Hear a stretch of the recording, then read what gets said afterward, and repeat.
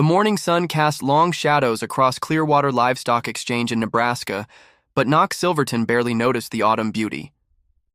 At 38, he sat in his rusted Honda Civic, counting his last $847, all that remained of a tech startup once valued at $12 million. 6 months earlier, Knox had been CEO of Quantum Solutions, a promising software company specializing in agricultural data analytics. He'd owned a corner office in downtown Omaha, driven a Tesla, and lived in a penthouse that overlooked the Missouri River. Then his business partner, Vance Goldwater, had secretly sold their proprietary algorithms to competitors and vanished with the company's liquid assets, leaving Knox drowning in lawsuits and bankruptcy proceedings. "Mr. Silverton," the bankruptcy attorney had said during their final meeting, "after liquidating all assets and paying creditors, you'll have approximately $800 to restart your life. I'd suggest finding employment quickly." Employment. The word felt foreign to someone who'd been an entrepreneur since college, who'd built 3 successful companies before Quantum Solutions, who'd never worked for anyone else in his adult life. But at 38, with a reputation destroyed by his partner's betrayal and an unexplainable resume gap, traditional employment seemed impossible. Knox had driven to Clearwater Livestock Exchange on desperate impulse, remembering his grandfather's Depression-era wisdom. When everything else fails, people still need to eat. Food is recession-proof. With his pathetic remaining funds, Knox figured he might buy some young cattle, raise them on leased pasture, and slowly rebuild his shattered life. The problem was brutal economics. $800 wouldn't buy quality livestock. As Knox studied the sale catalog, reality hit hard. Premium breeding stock started at several $1,000s. The only animals in his price range were listed in the back section under Problem Livestock, All Sales Final. "First time at Clearwater?" asked a weathered voice beside him. Knox turned to see an elderly rancher with calloused hands and sun-weathered skin that spoke of decades working cattle. His worn boots carried honest scuffs from labor rather than fashion. "Yes, sir, I'm Rusty Gold Creek," the man said, extending a firm handshake. "Been coming to these auctions 40 years. You got the look of someone either very new to cattle or very desperate for money." "Both," Knox admitted with rueful laughter. "I'm Knox Silverton, former tech CEO, current owner of $800 and massive regret." Rusty's eyes crinkled with something between sympathy and amusement. "Well, Knox, 800 won't buy much quality livestock, unless you're willing to take a real gamble." "What kind of gamble?" "There's a bull in the problem section nobody's gonna bid on. Name's Stormbreaker. 3-year-old Angus, supposedly worth $30,000 based on bloodlines. Problem is, he's got behavioral issues. Put 2 ranch hands in the hospital, destroyed about $50,000 in equipment, and his current owner just wants him gone." Knox felt his entrepreneurial instincts stirring despite their recent failure. In his tech world, he'd specialized in finding value in overlooked data, recognizing patterns others missed. "What kind of behavioral issues?" "Aggressive doesn't begin covering it. This bull's smart enough to open gates, strong enough to demolish fences, mean enough to hold grudges. He's been through 4 different ranches in 2 years. Starts fine, then turns nightmare. Same story every time. So why tell me about him?" Rusty studied Knox with sharp blue eyes that had witnessed decades of livestock deals. "Because sometimes the animals nobody wants are the ones with most potential.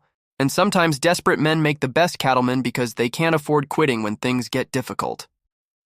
Hours later, after watching lot after lot of expensive cattle sell for prices that made his $800 feel microscopic, Knox heard the auctioneer's weary voice.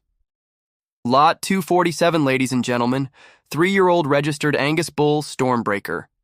Folks, I'm obligated telling you this animal has had handling difficulties, so bid accordingly." What entered the ring made Knox's breath catch. Stormbreaker was magnificent, nearly 2,200 pounds of perfectly proportioned muscle, moving with choreographed grace. His black coat gleamed under auction lights, and his intelligent dark eyes surveyed the crowd with what looked like contempt for the humans gathered to judge him. But it was the bull's behavior that told the real story. Instead of agitated pacing Knox expected from a problem animal, Stormbreaker moved with controlled purpose, positioning himself to keep handlers at maximum distance while never showing his back to the crowd. This wasn't random aggression, it was strategic intelligence. Do I hear 500? The auctioneer called without enthusiasm. Silence. Knox looked around the nearly empty ring, realizing most serious buyers had gone home, leaving only bargain hunters and curiosity seekers. 250?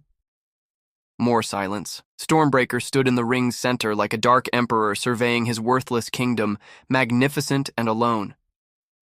$100? Knox's hand went up before his brain processed the decision. I have 100? Do I hear 150? The silence stretched 30 seconds that felt like hours. Finally, the auctioneer's gavel fell with destiny's sound. Sold to bidder 428 for $100. As Knox walked to the sales office on unsteady legs, he realized he'd just spent 1/8 of his remaining money on a bull that had terrorized 4 ranches. Either he'd made the worst decision of his life, or he'd just bought his way back from rock bottom. Rusty Gold Creek waited outside the sales office, shaking his head with what might have been admiration or pity. Well, Knox Silverton, you just bought yourself the most expensive problem in Nebraska. Hope you know what you're doing. So do I, Knox replied, watching through the window as handlers prepared Stormbreaker for transport. The failed tech CEO had just bet his last hope on a bull nobody wanted. What happened next would determine whether desperation had made him brilliant or crazy, and in Knox's experience, the difference often came down to nothing more than whether your gamble paid off. The livestock trailer rattled down Highway 30 toward Meadowbrook, Nebraska, carrying Knox's $100 gamble and the weight of a decision that felt more reckless with every passing mile. Knox followed in his Honda Civic, the absurdity of his situation crystallizing as expensive pickup trucks passed him, their drivers probably wondering what kind of fool transported valuable livestock while driving a budget sedan. The farm Knox had rented sight unseen was a generous description for what greeted him at sunset. 20 acres of overgrown pasture, a leaning barn that had seen better decades, and a farmhouse that looked like it might collapse from a strong sneeze. But the rent was only $400 monthly, and elderly owner Sage Riverside had been desperate enough for tenants to accept Knox's unconventional arrangement. You sure you know what you're doing, son? Asked the trailer driver, Buck Ironwood, a grizzled man who'd hauled livestock for 30 years. This Stormbreaker's got a reputation following him clear across 3 states. Knox studied the temporary fencing he'd hastily erected that morning, wondering if it would contain a determined bull for more than 5 minutes. Honestly, I have no idea, but I'm committed now. What emerged from the trailer was even more impressive than Knox remembered. Stormbreaker stepped onto Nebraska soil with nobility and exile dignity, his massive frame silhouetted against dying light. But instead of explosive violence Knox had been warned about, the bull simply stood there, surveying his new surroundings with what looked like calculated assessment. Huh, Buck muttered, clearly surprised by the lack of drama. Usually he's trying to demolish something by now. Must be tired from transport. But Knox was beginning to suspect there was more to Stormbreaker's behavior than simple fatigue. As the bull moved through the pasture, Knox noticed he avoided stepping on remaining wildflowers, walked around rather than through puddles, and positioned himself where he could observe both house and road. These weren't actions of a mindlessly aggressive animal. They suggested intelligence and environmental awareness far beyond typical bovine behavior. That first night, Knox barely slept. Every sound from the pasture sent him to the window, expecting to find his temporary fencing destroyed and his expensive investment roaming free across Nebraska.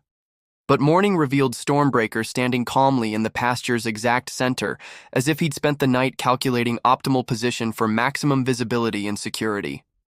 Dr. Luna Clearwater arrived that afternoon in response to Knox's desperate phone call about needing a veterinarian to evaluate his new bull. At 41, she was one of Nebraska's most respected large animal vets, known for her ability to handle difficult livestock and her no-nonsense approach to bovine medicine. So, you're the tech executive who bought Stormbreaker, she said, studying Knox with the same analytical intensity she probably used evaluating sick animals. I've treated that bull at 3 different ranches. You either have incredible courage or incredibly poor judgment. Probably the latter, Knox admitted. But I'm hoping you can help me understand what I'm dealing with. Dr. Clearwater's examination of Stormbreaker was unlike anything Knox had witnessed. Instead of aggressive resistance he'd expected, the bull stood perfectly still, allowing her to check vitals, examine hooves, and even draw blood samples without restraint. This is highly unusual, she murmured, making notes on her tablet. His previous owners described him as impossible to handle without heavy sedation and multiple restraints. What's different now? I'm not sure yet, but bulls this intelligent often respond to environmental changes in ways we don't fully understand. It's possible that the stress of constantly being moved between facilities was triggering his defensive behaviors. That evening, Knox received his first visitor in Jasper Goldmeadow, a neighboring rancher whose property bordered Knox's rented pasture. At 55, Jasper had the weathered look of someone who'd spent his entire life working cattle, and his expression suggested serious concerns about his new neighbor. "Knox Silverton, I presume," Jasper said, extending a calloused hand. "Word travels fast in rural Nebraska, and folks are wondering if you understand what you've brought to our community." Knox felt his defenses rising. "Stormbreaker's been perfectly calm since he arrived. No incidents, no damage, no problems." "Yet," Jasper replied meaningfully. "That bull's got a history, son. 3 ranches, 2 hospitalized workers, and more property damage than most people's insurance covers. You might think you've got him figured out, but animals like that are unpredictable." But as they talked, both men became aware of Stormbreaker approaching the fence line, moving with that same controlled grace Knox had noticed at the auction.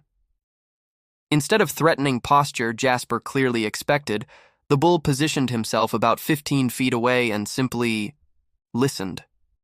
His ears were forward, posture alert but non-aggressive, and his intelligent dark eyes seemed to follow their conversation. "I've never seen anything like that," Jasper admitted grudgingly. "Most bulls either ignore humans completely or see them as threats. This one's studying us." Over following days, Knox developed a routine that felt more like conducting business meetings than managing livestock. Each morning, he'd approach Stormbreaker's pasture with a grain bucket and find the bull waiting near the gate. Not demanding or aggressive, but patient in the way of someone who understood schedules and respected them. "Good morning, Stormbreaker," Knox would say, setting down the grain bucket. "How are we doing today?" The bull's response was always the same, a soft rumble that sounded almost conversational, followed by careful consumption of his breakfast while maintaining what felt like polite eye contact with Knox. It was during one of these morning meetings that Knox had his first real breakthrough in understanding what made Stormbreaker different. As Knox cleaned the water trough, he accidentally dropped his keys into the muddy water. Before he could retrieve them, Stormbreaker had lowered his massive head and carefully fished out the keys with his teeth, placing them gently on the ground near Knox's feet. "Did you just help me?" Knox asked wonderingly. Stormbreaker's response was another soft rumble, and what Knox could have sworn was a look of patient amusement. The failed tech CEO was beginning to realize that his $100 gamble might have been the smartest investment of his life. Not because he'd bought valuable livestock, but because he'd discovered something far more precious. A partnership that transcended species when built on mutual respect rather than domination. 3 weeks after Stormbreaker's arrival at the ramshackle Meadowbrook farm, Knox found himself doing something he'd never imagined during his corporate days, having strategic planning sessions with a bull.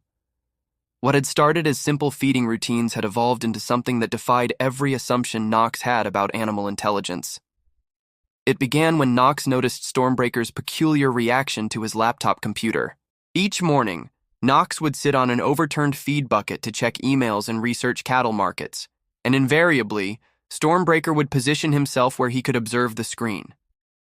At first, Knox attributed this to simple curiosity, but the bull's behavior suggested something more sophisticated. "You're actually watching what I'm doing, aren't you?" Knox asked one morning, looking up from agricultural market reports to find Stormbreaker's dark eyes focused intently on the laptop screen. The bull's response was that familiar, soft rumble, but this time he took a step closer to the fence, his massive head tilted at an angle that suggested he was trying to get a better view of the data scrolling across the screen. "Doctor." Luna Clearwater arrived that afternoon with test results that would change Knox's understanding of his investment completely. Her expression mixed professional excitement with something approaching disbelief as she reviewed the blood work and genetic analysis she'd conducted. "Knox, what I'm about to tell you is going to sound impossible," she began, consulting her tablet with the careful precision of someone delivering revolutionary news. Stormbreaker's genetic markers indicate cognitive capabilities that are approximately 3 standard deviations above normal for his species. In plain English, he's a genius. Not just smart for a bull, genuinely, measurably brilliant by any standard. His brain-to-body mass ratio, neural pathway density, and problem-solving indicators are unlike anything I've ever documented.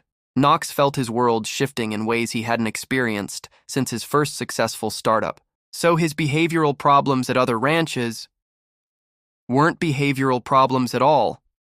Imagine being trapped in environments designed for average intelligence when you're capable of abstract thinking, pattern recognition, and complex problem solving. His aggression was likely frustration with humans who couldn't recognize his capabilities. That evening, Knox decided to test Dr. Clearwater's theory with an experiment that would have seemed insane to any traditional rancher. He approached Stormbreaker's fence carrying a whiteboard and markers, feeling simultaneously brilliant and ridiculous. "Okay, partner," Knox said, using the term that had begun feeling natural over recent weeks. "If you're really as smart as Dr. Clearwater thinks, maybe we can figure out a way to communicate." What followed over the next 2 hours challenged everything Knox thought he knew about interspecies communication. Using simple symbols and patterns, Knox began establishing a rudimentary visual language with Stormbreaker. Circle meant yes, X meant no, triangle indicated food, square meant water, and a wavy line suggested movement or change. Stormbreaker's responses were immediate and consistent. When Knox drew a triangle and pointed to the empty feed bucket, the bull rumbled softly and moved toward his feeding area. When Knox drew an X next to a picture of a gate, Stormbreaker backed away, indicating he understood the negative association. But the breakthrough moment came when Knox drew a dollar sign on the whiteboard. Stormbreaker's reaction was immediate and dramatic. He approached the fence more closely than ever before, his entire posture suggesting intense interest and engagement. "You recognize money symbols?" Knox asked wonderingly. "Do you understand that we're in business together?" Stormbreaker's response was to use his hoof to scrape a rough circle in the dirt, the symbol they'd established for yes. Over the following days, Knox began incorporating Stormbreaker into his market research and business planning in ways that defied all logic but produced remarkable results. He'd show the bull agricultural reports, cattle price projections, and breeding charts, and Stormbreaker would respond with combinations of symbols that suggested not just comprehension, but analytical thinking. "This is insane," Knox told Rusty Gold Creek during one of the older ranchers' increasingly frequent visits. "I'm running business decisions past a bull, and his insights are better than most of the consultants I've worked with." Rusty had been initially skeptical of Knox's claims about Stormbreaker's intelligence, but daily observation had converted him into a believer. "Son, I've been working cattle for 40 years, and I've never seen anything like what that bull does. Yesterday, I watched him use his hooves to arrange hay bales into a pattern that perfectly replicated the grain storage layout you'd drawn on your whiteboard." The implications were staggering. Knox realized that Stormbreaker's previous owners had treated him as livestock when he was actually a cognitive partner capable of understanding complex concepts. No wonder he'd been frustrated to the point of apparent aggression. But their breakthrough partnership faced its first serious test when Jasper Goldmeadow arrived with disturbing news about their growing reputation in the local agricultural community. "Knox, you've got problems coming," Jasper warned, his weathered face creased with concern. "Word's spreading about your trained bull, and it's attracting the wrong kind of attention." "What do you mean?" "Agricultural researchers from the university want to study him. Investors are asking questions about purchasing rights. And worst of all, his previous owners are hearing rumors about a bull with extraordinary abilities." Knox felt a chill of recognition from his tech startup days, the moment when innovation attracted attention from people who saw opportunity rather than partnership. "There's something else," Jasper continued grimly. "Vance Goldwater's been asking around town about you." The name hit Knox like a physical blow. Vance Goldwater, his former business partner who'd stolen his company and disappeared with millions of dollars in investor money. If Vance was investigating Knox's new situation, it meant his past was catching up with his present in ways that could destroy everything he'd built. What does he want? Nobody knows yet. But a man like that doesn't come to Nebraska asking questions unless he smells money. That night, as Knox sat with Stormbreaker under the vast Nebraska sky, he realized that their remarkable partnership was about to face challenges that would test whether intelligence and trust could overcome greed and exploitation. We've got trouble coming, partner, Knox said softly, watching the bull's ears turn toward his voice with that familiar, attentive intelligence. People are going to try to separate us, to turn you back into property instead of recognizing you as the extraordinary being you are. Stormbreaker's response was to approach the fence and rest his massive head near Knox's shoulder, a gesture of trust and solidarity that spoke louder than any words could have managed. The failed tech executive and his genius bull were about to discover that success could be more dangerous than failure, and that protecting something valuable often required more courage than finding it in the first place. The black SUV with tinted windows appeared on Knox's gravel driveway at exactly 9 a.m., moving with the calculated precision of predators who'd found their prey. Knox's stomach dropped as he recognized the confident swagger of the man emerging from the passenger seat, Vance Goldwater, whose betrayal had destroyed his previous life. "Knox!" Vance called with fake enthusiasm, his expensive suit a stark contrast to Knox's modest farm. "You're a hard man to track down. Love what you've done with the place." At 42, Vance maintained the polished appearance that stolen millions could buy. But his eyes held the same calculating coldness Knox remembered from their final confrontation when he'd discovered the theft that destroyed Quantum Solutions. "What do you want, Vance?" Knox positioned himself between his former partner and Stormbreaker's pasture, where the bull watched with alert intelligence. "Business opportunity," Vance replied smoothly, studying Stormbreaker with acquisitive intensity. "Word's gotten around about your remarkable bull. Agricultural intelligence consulting, cognitive animal partnerships. There's serious money in disrupting traditional livestock management." Knox felt familiar nausea as he recognized Vance's pitch mode. Stormbreaker isn't a business opportunity. He's a living being with rights and dignity. "Come on, Knox. You've always been able to spot value where others see problems. That bull represents the future of agricultural technology." What made the conversation even more disturbing was Stormbreaker's reaction to Vance. The bull who'd shown remarkable calm with everyone else began displaying subtle signs of agitation, ears pinned back, pawing the ground, positioning himself for defensive action. Dr. Luna Clearwater's timely arrival interrupted the escalating tension, her veterinary truck pulling into the driveway with perfect timing. She immediately read the dynamics: Knox's defensive posture, Vance's predatory confidence, and Stormbreaker's obvious distress. "Mr. Silverton," she said formally, "I need to conduct Stormbreaker's weekly health assessment. Will your visitor be staying long?" Vance extended his hand with practiced charm. "Vance Goldwater, Agricultural Investment Specialist. I'm here to discuss partnership opportunities." Dr. Clearwater's handshake was brief and professional. "I see. Well, Mr. Goldwater, I should mention that Stormbreaker has documented stress responses to certain types of human behavior. I'd recommend maintaining respectful distance." "Knox, let's be realistic," Vance continued after Dr. Clearwater began her examination. "You're living in a shack, surviving on whatever's left of your savings. I'm offering you a chance to monetize an asset worth millions. We set up an agricultural consulting firm, patent your training methods, license the techniques to major ranching operations, and turn Stormbreaker into a performing animal for corporate profit. I prefer maximizing potential. That bull's intelligence could revolutionize livestock management across the entire industry. We're talking about $1 billion market opportunity."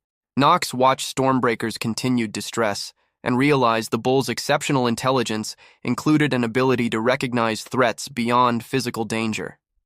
Somehow, Stormbreaker understood that Vance represented a different kind of predator, one who would reduce him back to property. "The answer is no, Vance. Stormbreaker stays here as my partner, not as anyone's commodity." Vance's friendly mask slipped, revealing the cold ruthlessness Knox remembered.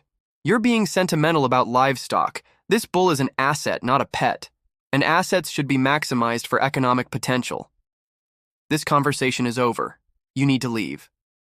As Vance walked back to his SUV, he called over his shoulder with confident menace.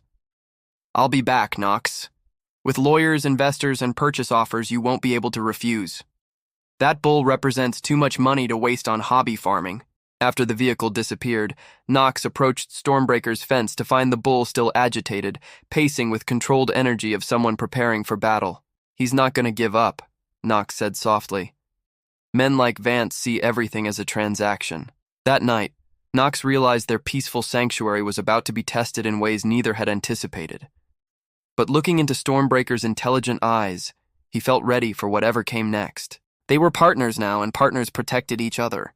The legal documents arrived exactly 1 week after Vance's visit, delivered by a process server who seemed uncomfortable disturbing the peaceful atmosphere of Knox's farm. Vance was claiming ownership rights to Stormbreaker based on fraudulent misrepresentation at the original auction, alleging that Knox had hidden information about the bull's extraordinary abilities. "This is insane," Knox told his hastily hired attorney, River Stone Creek, a sharp-eyed lawyer from Lincoln who specialized in agricultural disputes. "I bought Stormbreaker at a public auction. Everything was legal and documented." Vance's argument is more sophisticated than that, River explained, reviewing the lawsuit with professional concern.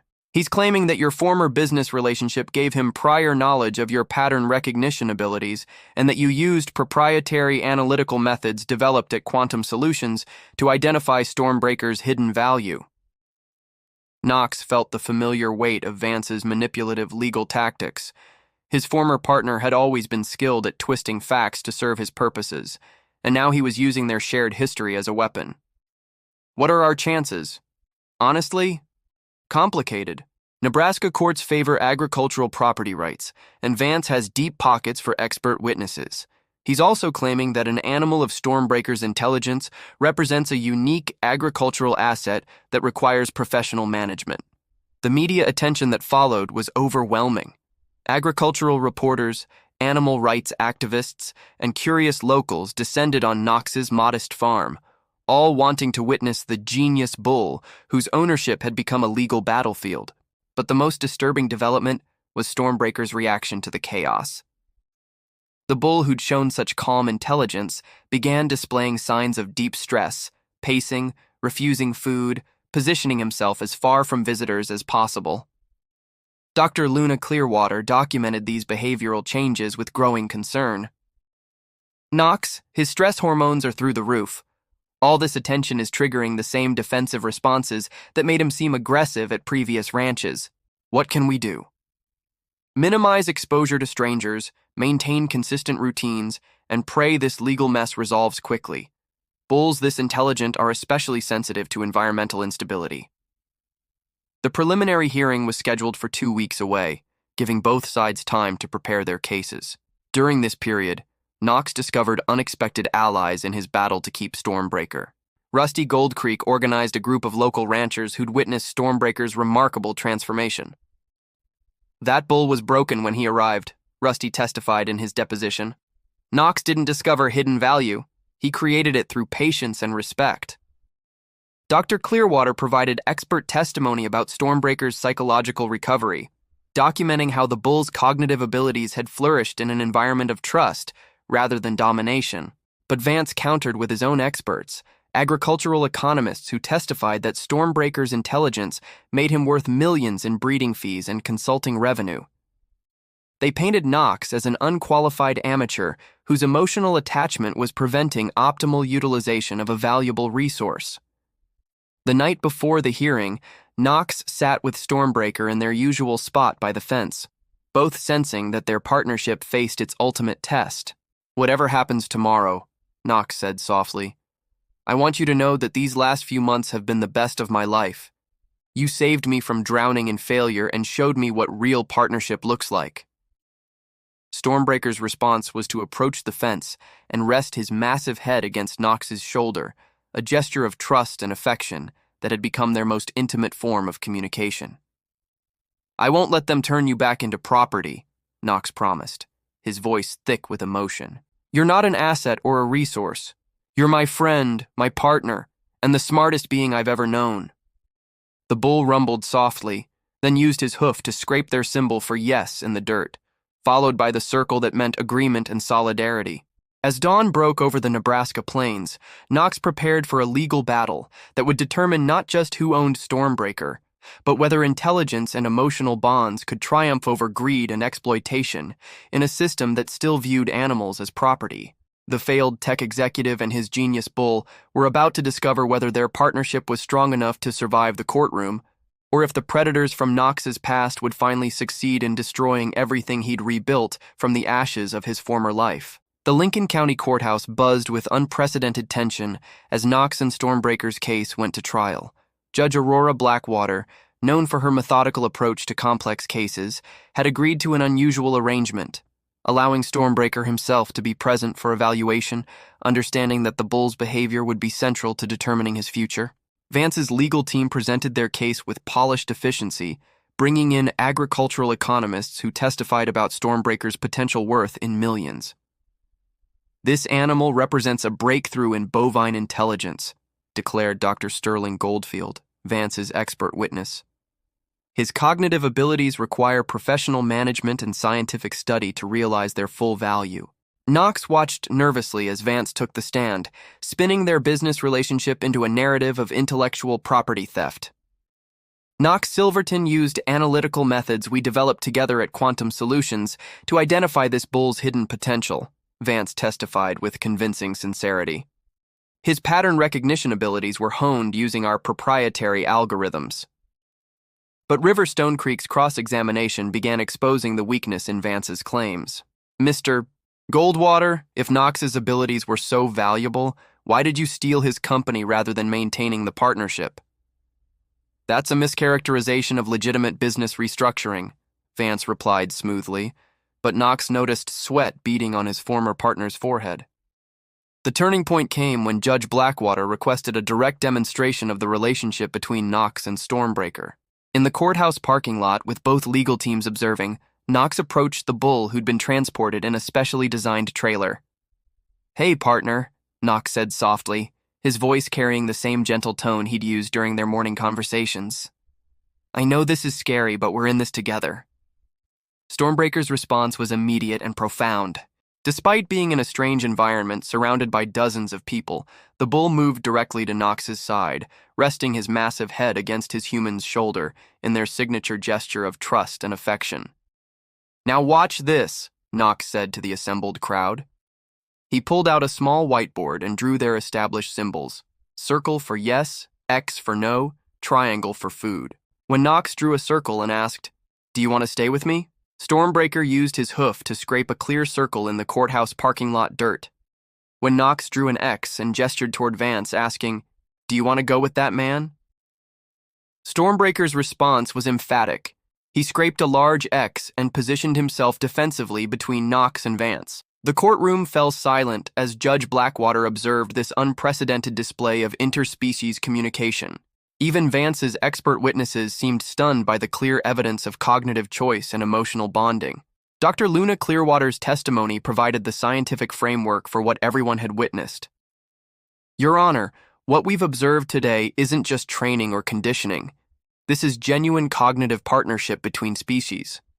Stormbreaker's stress responses to Mr. Goldwater, combined with his obvious comfort with Mr.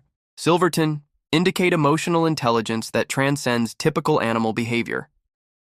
Judge Blackwater's deliberation lasted 3 days, during which agricultural law experts debated whether emotional bonds between humans and animals could override traditional property rights. When court reconvened for the verdict, Judge Blackwater's words would establish legal precedent. "This court finds that while Mr. Goldwater's claims about business partnership have some merit, they do not extend to ownership rights over livestock purchased legally at public auction. More significantly, the evidence of genuine cognitive partnership between Mr. Silverton and the bull in question suggests that forced separation would constitute cruelty to an animal demonstrating extraordinary intelligence and emotional capacity." The courtroom erupted as Judge Blackwater continued. "Therefore, this court rules in favor of the defendant, with the recommendation that the state legislature consider expanded protections for animals demonstrating exceptional cognitive abilities." Vance's face darkened with rage as his legal team huddled in urgent consultation about appeals, but Knox barely heard the aftermath discussions. He was focused entirely on Stormbreaker, who seemed to understand that they'd won their fight to stay together. That evening, back at their peaceful Nebraska farm, Knox sat with his partner under their favorite oak tree, watching the sunset paint their world in shades of gold and possibility. "We did it, boy," Knox whispered, stroking Stormbreaker's neck as the bull rested contentedly beside him. "Nobody can separate us now." The failed tech executive and his genius bull had proven that partnership could triumph over exploitation, that intelligence deserved respect regardless of species, and that sometimes the most valuable things in life couldn't be measured in dollars. Their story would inspire legislation, change minds, and touch hearts across the country. But for Knox and Stormbreaker, the greatest victory was simply this. Two unlikely partners had found each other, built something extraordinary together, and proven that with enough determination and love, even the most broken dreams could be rebuilt into something beautiful. No one wanted to buy the aggressive bull, until a poor businessman risked all and changed his destiny.